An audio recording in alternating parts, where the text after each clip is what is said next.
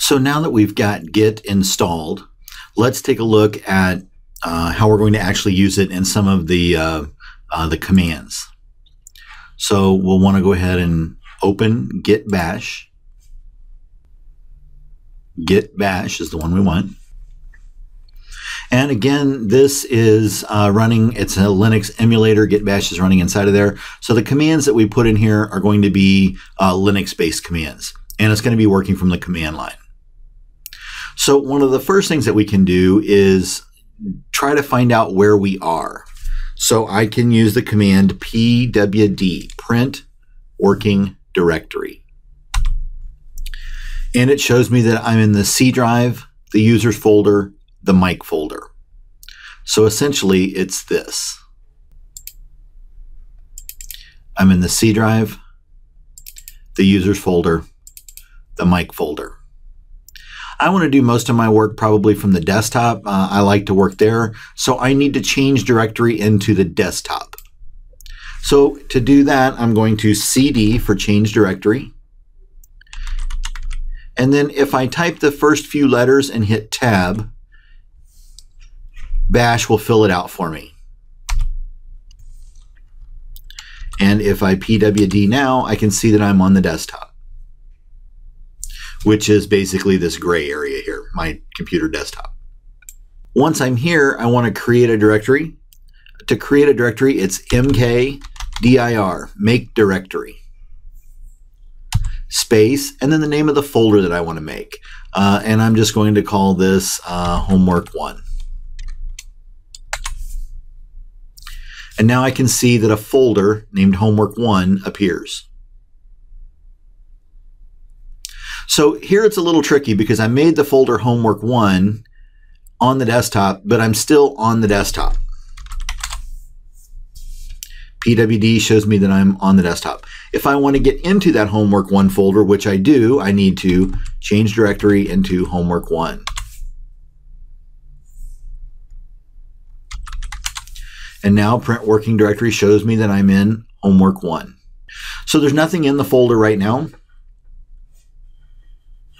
I can make another directory, a subfolder inside of homework 1. So I can mkdir, make directory, make the CSS folder directory. If I want to get into the CSS folder directory, I cd into that folder name. And now I can see that I'm in the CSS folder. So I'm in here right now, I'm in the CSS folder, and I want to come up a level to homework 1. It's cd space ... And now I can see that I'm back in the homework 1 folder.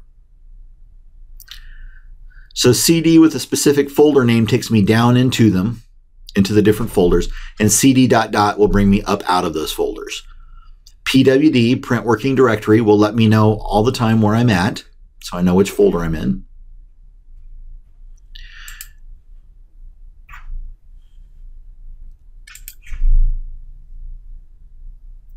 I want to make this homework 1 folder a repository. I want to be able to track everything and do my work in here, have my code going here. So to create a local repository, the command is git init. I'm in the homework 1 folder, and I issue the command git init, git initialize. And it's now initialized, and I can see it's the master. I'm on the master branch, the local master branch.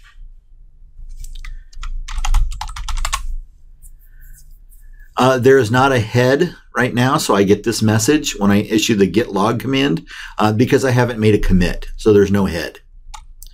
I can do a git status, which shows me whether files are being tracked, if they're modified, if they're staged, what their status is. And I can see there's nothing in there right now.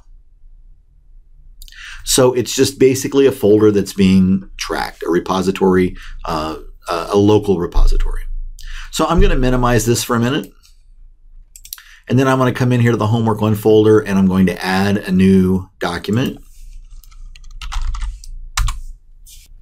If you want to see the file name extensions, which are probably a good idea, if you go to View and check File Name Extensions, if you're on Windows 8, now you can see if it's a .txt or .html or whatever the case may be.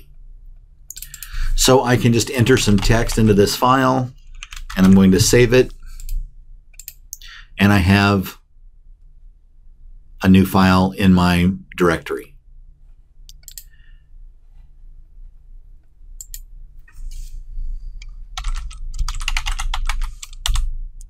Now, if I issue the git status command, there are untracked files. So these are new files that have been added to the repository, but Git is not tracking them. If I want to track them, I need to git add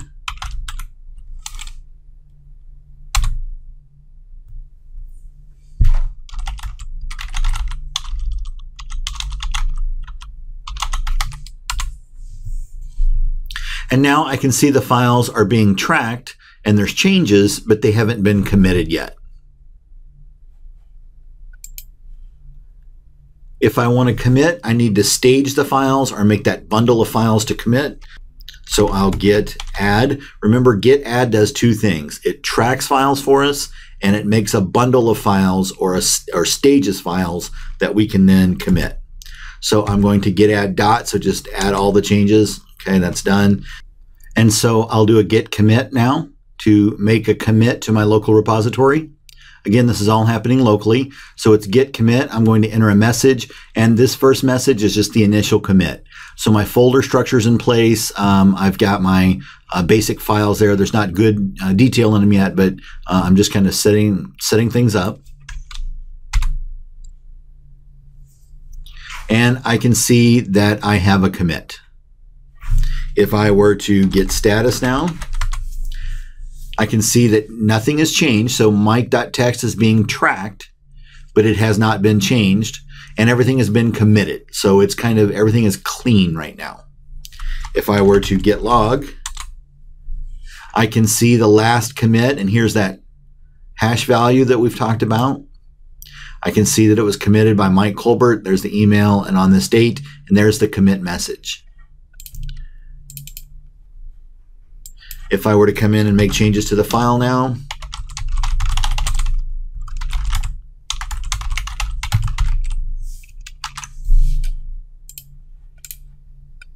the file is being tracked. So when I get status, and you can use your up arrows and down arrows to move through the commands, it has command history.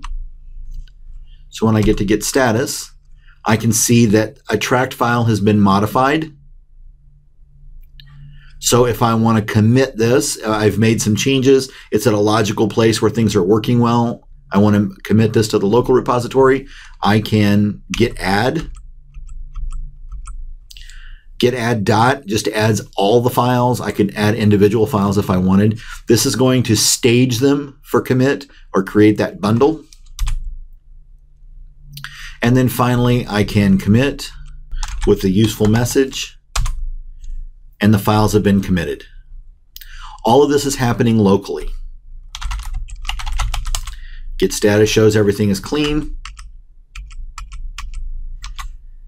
And git log shows there have been 2 commits. The first commit with the message and the second commit with the message. Again, all happening locally. So if I want to push this to my remote repository or to GitHub, I need to go to GitHub and get logged in.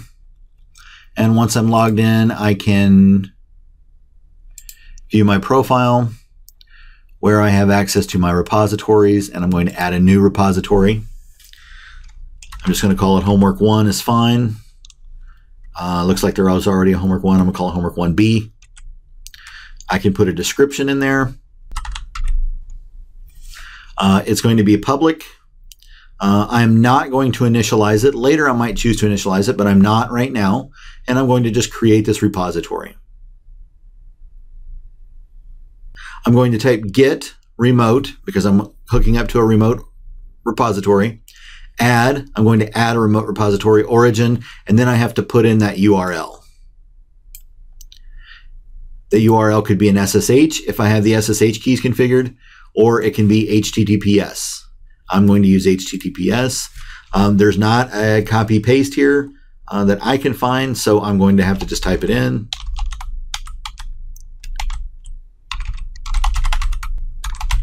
It is case sensitive. So the remote repository has been added now. I'm going to push my local work, git push, to the origin. I'm going to push the master branch. So origin is actually referring to the remote repository or GitHub, and master is referring to my local master branch.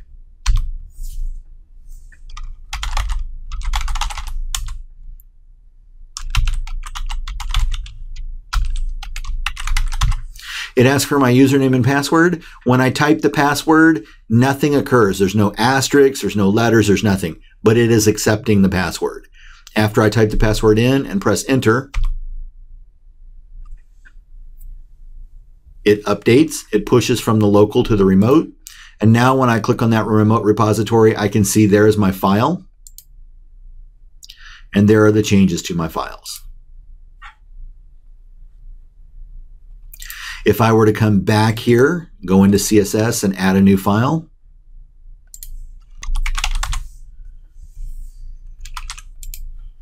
I would come into GitHub.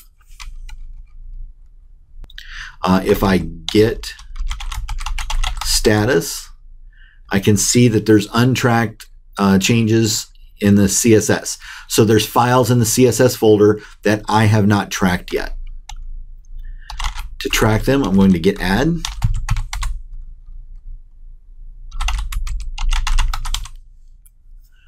All right, so in the CSS folder, there's a file named test.txt. I'm now tracking that.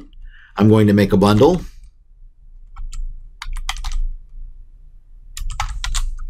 So the same command again, and then I'm going to commit. And that commit has been made. Now, if I come in here and make some changes, and I make some changes in here,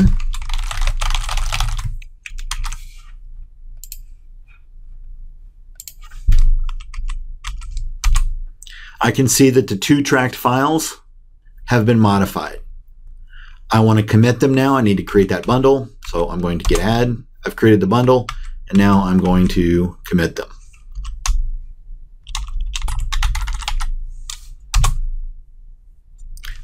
Once I've committed them locally, I can push them up to GitHub. I don't need to add the remote origin again because I already did it, so I don't need this command. It's already there. I just need this one. I'm going to push origin, which is the GitHub, so I'm going to push to GitHub, the master branch.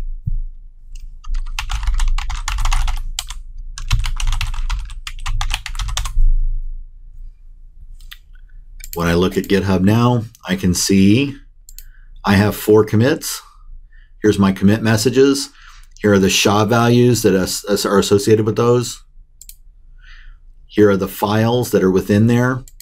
I can see the details of those files. And I'm only working on one branch right now, the master branch. So this is just a really basic example of how to use GitHub, of some of the commands that you'll use to move around between folders, to list the contents of folders, and different things like that.